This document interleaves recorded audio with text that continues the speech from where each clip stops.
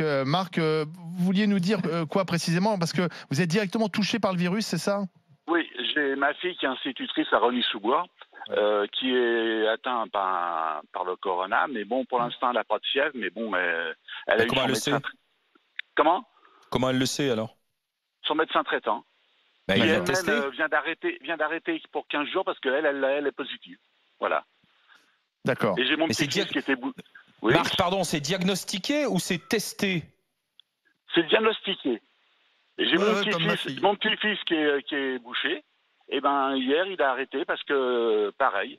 Et il a été voir, comme c'est une amie qu'on a comme médecin, elle a été, donc il a été la voir. Et elle a arrêté pour 15 jours parce qu'elle est positive. D'accord. Voilà. En fait, c'est un diagnostic. En fait. Ils ont les symptômes. Oui, c'est ça. C'est des symptômes pour l'instant. Il a quel âge, votre petit-fils? 20 ans. Et il bosse, lui. Mais vous voyez, Marc. Ah bon? Marc. Oui, il bosse parce que... Non, enfin, il bosse... oui, il travaille. Il y a 20 ans, il travaille. C'est pas comme dans... Oui, il bosse plus parce que maintenant, il est testé. Mais il est voilà. diagnostiqué. Mais c'est ça le problème, c'est qu'il faudrait les tester. Parce bien qu'au moins, on sûr. saurait précisément si c'est ça. Je vais vous dire quelque chose. Moi, j'écoute la radio, votre radio, j'écoute d'autres radios et tout. Vous savez, j'en ai marre d'entendre toutes les polémiques. Est-ce qu'il y a assez de masques? Il n'y a pas assez de masques. Il fallait faire des masques avant. Vous savez, on est fatigué d'entendre tout ça. En ce moment, on est en train de se battre contre un putain de virus qui est en train d'esquinter tout le monde, dans le monde entier. Et on entend de la polémique. Les politiques qui disent oui, mais avant, il fallait faire ci, avant, il fallait faire ça. On est fatigué. La seule chose qu'on demande, c'est que tout le monde se batte contre ce virus. Ah que oui, les gens justement, il faut les armes. Je vais vous donner un exemple. Hier, étant donné, je viens de subir un quadruple pontage. Il n'y a même pas 3 mois. J'étais à Bichat. Les infirmières, super, machin. Ouais. Mais ça, l'histoire d'applaudir tout ça, ça me fait... J'applaudis aussi, mais ça me fait penser à la police après les attentats, vous voyez. Oui. Tout le monde applaudissait la police, puis maintenant on leur fout sur la gueule, ouais, ces pauvres mecs. C'est pas faux. Alors je vais vous dire une chose, tout ça, on en a marre. Marre.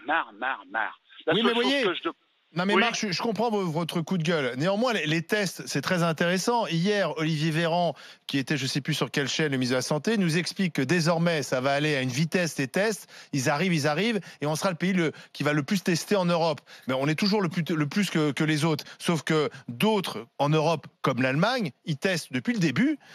Et des gens comme les gens de votre famille, votre fille, institutrice, et votre petit-fils, si j'ai bien compris, Boucher, au lieu d'aller sur un diagnostic qui n'est qu'un diagnostic, parce que on ne sait pas si c'est le virus, si c'est pas autre chose, etc. Ils sont testés et une fois qu'ils sont testés, ils sont confinés et on discute plus. Quoi. Mais je vais vous dire une chose. Une fois que vous êtes enrhumé, vous avez ces symptômes et tout ça, mais même que vous soyez testé, c'est bien d'être testé. Mais la seule chose, restez chez vous. Oui, enfin si on a un rhume, c'est pas la la fin du monde. Marc, ça n'aurait peut-être pas arrêté intégralement la vie de la France. Oui. Si vous voulez, si on avait su qui était, par exemple, aujourd'hui on sait que les enfants sont touchés, mais que ça n'a pas d'importance, que jusqu'à 40 ans il n'y a pas de mort. Très rarement, on aurait pu bosser, les gens auraient pu continuer de bosser, et puis voilà, et puis on protégeait les personnes fragiles. Vous croyez qu'en réserve on a 65 millions de textes? Non, mais on peut, non, c'est pas 5 millions. On peut en avoir 10 millions demain si on veut. C'est pas un problème. Demain, vous êtes sûr? On peut en avoir. Il y a des entreprises en Chine qui fabriquent des tests très fiables et qui sont prêtes à les fournir. Il suffit de les prendre. Ah oui, il suffit de les prendre. Vous êtes sûr? Oui. Voilà. Oui. Voilà. Vous savez ce que vous êtes en train de faire, Étienne? C'est en train de rentrer dans de la polémique. Non, on en a marre pas du tout.